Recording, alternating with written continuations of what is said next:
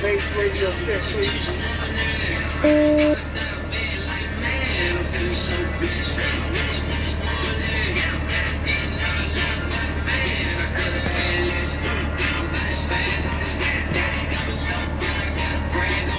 Read you out and clear. Number 12, base time is 9:36, 9:36.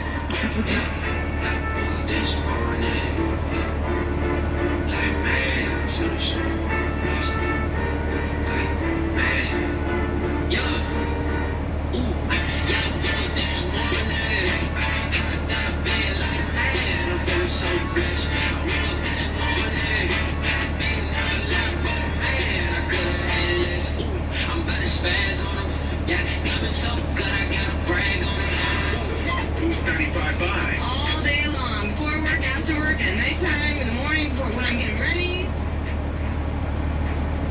Good morning.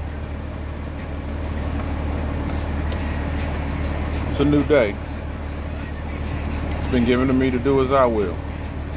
I could waste it, or I could use it for good. But what I do today is important.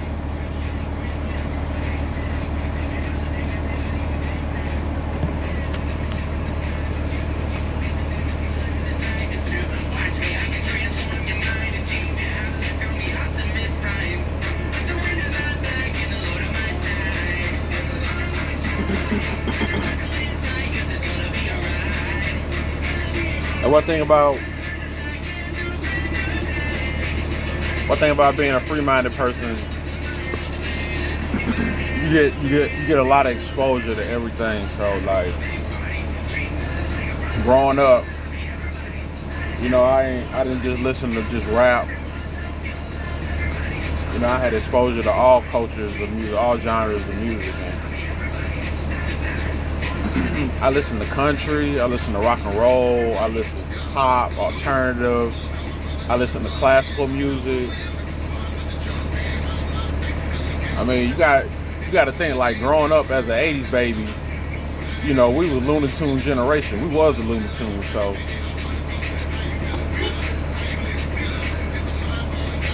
boy, she look good.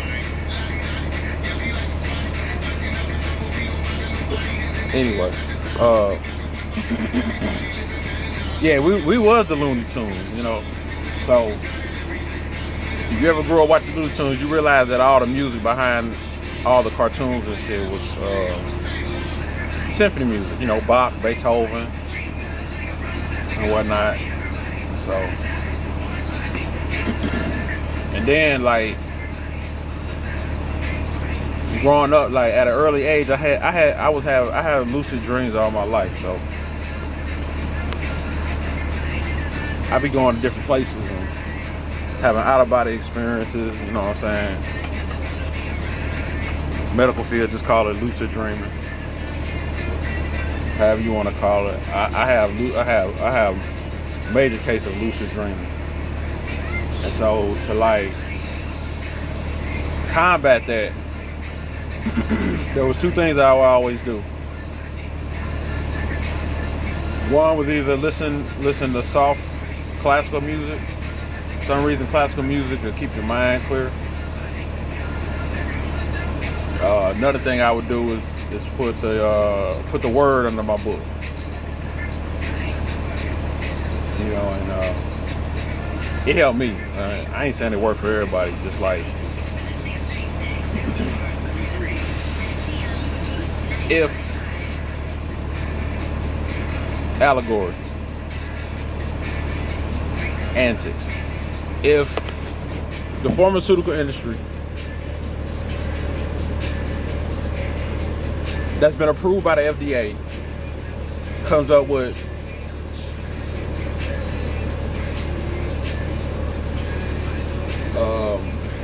penicillin, prime example, penicillin, right?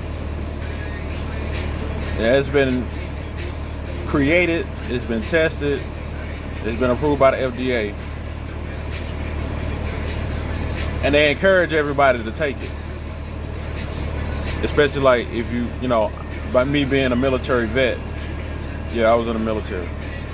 By me being a military vet, we had to take it. It wasn't no choice.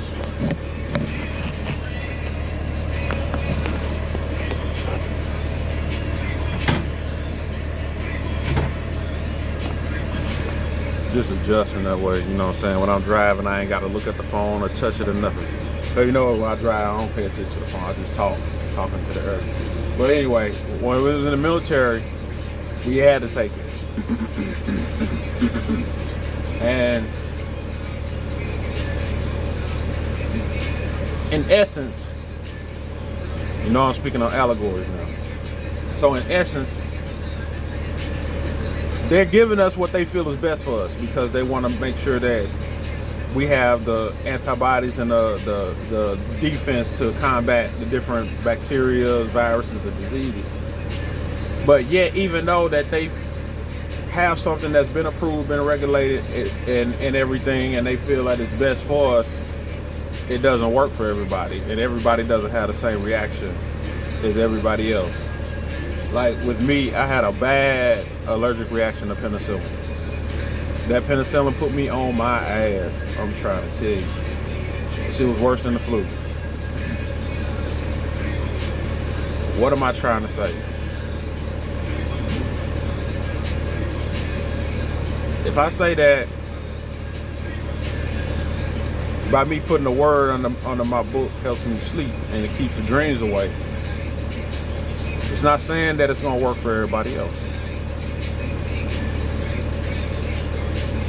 That's just plain and simple.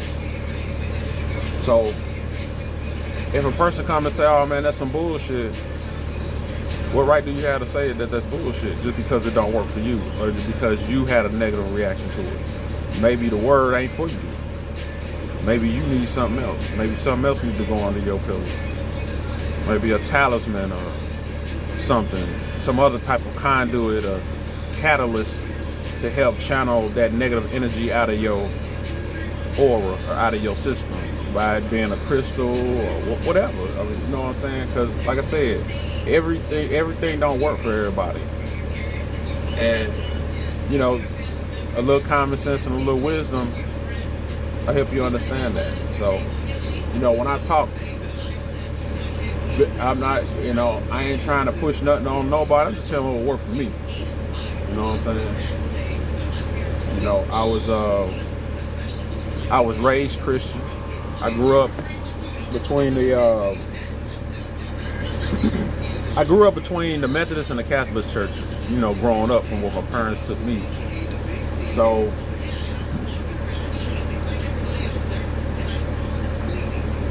I wasn't raised up in a Baptist, Pentecostal, Apostolic. So I was raised up in a more quieter church, you know what I'm saying? More quiet church. But that's just how I was raised, you know. Do I still go to church? I still go occasionally. I don't go like I feel I should. You know,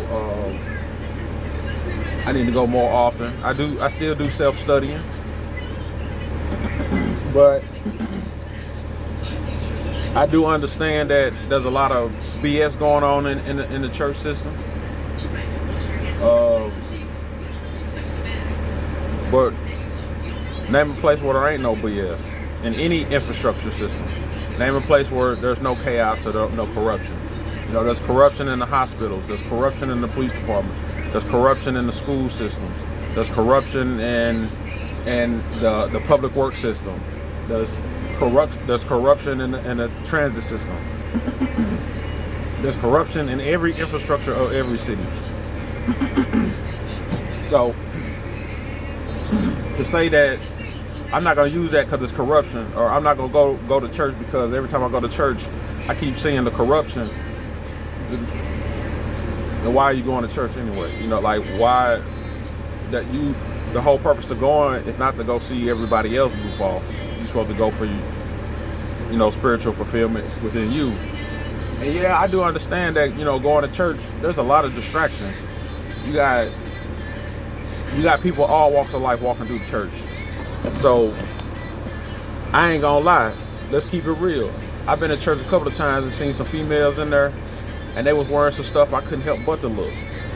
I'm a human being, so it's by me having faults and imperfections, I look, you know what I'm saying? And it looked good. She was beautiful, you know what I'm saying? Like, I wasn't thinking like, yeah, I want to have, you know, sexual relations with her, but she was just beautiful. But at the same time, I was looking at the wrong thing. I should have been listening to the word and paying attention to whether what the preacher was saying was true or not. And so, yeah, there's distractions in church. You got, like I said, all people of all walks of life. You got people with alternative sexual preferences. You like that, don't you? You ain't never heard that before. Yeah, there's people with alternative sexual preferences. You know what I'm saying? And they may distract you because they coming in looking, you know, out of the ordinary, or they looking beyond what the norm is of normal society. But like I said, no matter where you go, there's gonna be distractions. When I drive this bus, there's distractions. When I drive this bus, there's beautiful women walking out there on the street. There's drunkies, there's drug abusers, there's all kind of stuff that's out there. But as long as I stay focused and do my job, which is aiming high and stern, getting the big picture, leaving yourself an out, making sure people see you, getting the big picture. You know, regardless of the distractions, you still gonna stay focused on what you're supposed to do. So, you know, if I do speak on the Bible, that's just me speaking on my own personal testimony of what the Word has done for me. And for me, for real, it's for me alone. And it doesn't matter what anybody else think about it. But I will share it to the people that do care or is interested in hearing my concepts and my philosophies on life.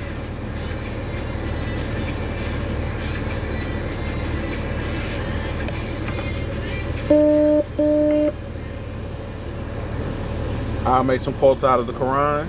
I'll make some quotes out of the Book of the Dead. I'll make some quotes out of the Buddhist book, Going Forth. What is it? The Buddhist was the Living Book of Going Forth by Day. It's something like, it translates to something like that. I don't remember it all. It's just too much to remember everything verbatim, but the Buddhist monks got their texts, I call them texts, the sacred texts. You got the Dead Sea Scrolls, you got the Bhagavad Gita. I'm gonna be honest with the most interesting out of the religion so far, outside of the Dogon, was the Bhagavad Gita.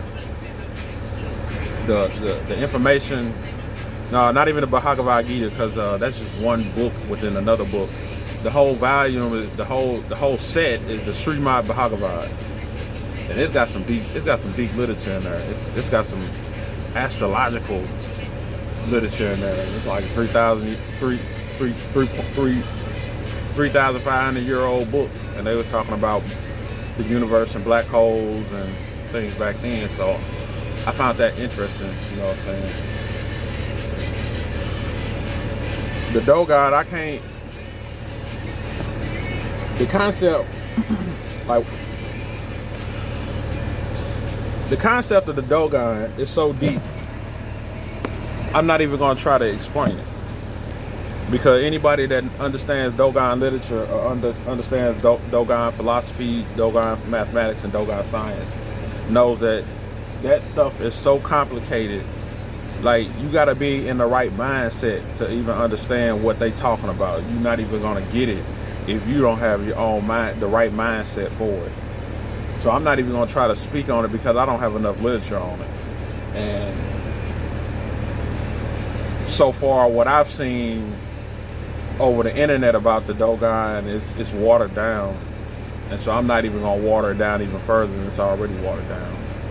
But the next closest thing, and beside the fact that it's almost virtually impossible to find true Dogon literature, but They say when you speak stuff in existence, it will manifest. So there you go.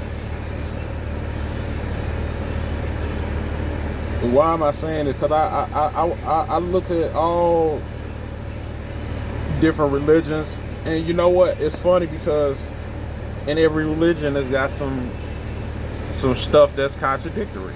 You know, in every one of them, even the Book of Quran, there's food, and then there's some confusion, and so I try to study and research all of it. That way, whoever come and approach me, I at least be able to have a common basic conversation with them and have a basic idea on what they talking about, and I can at least say, you know what, you on that bull, or yeah, you at least make some sense. Let me do some more research on it.